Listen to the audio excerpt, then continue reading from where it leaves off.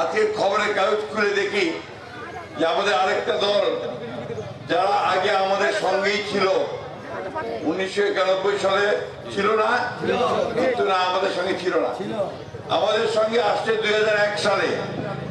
2001 সালে সরকার করছিলাম, তাদের দুজন মন্ত্রীও ছিল, নিজামী সাহেব আর মুজাহিদ সাহেব।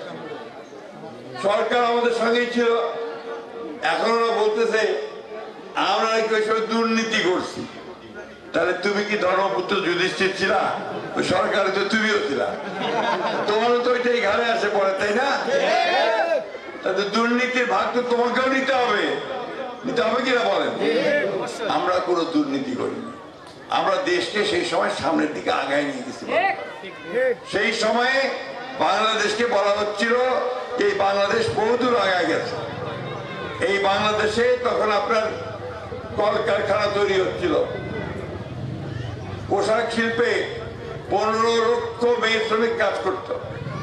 আমাদের ওই সময়ে মেয়েরা ক্লাস 12 পর্যন্ত অবৈতনিক লেখাপড়ার সুযোগ পেয়েছিল, অর্থাৎ মেয়েদেরকে ক্লাস 12 পর্যন্ত বেতন দিতে হতো না।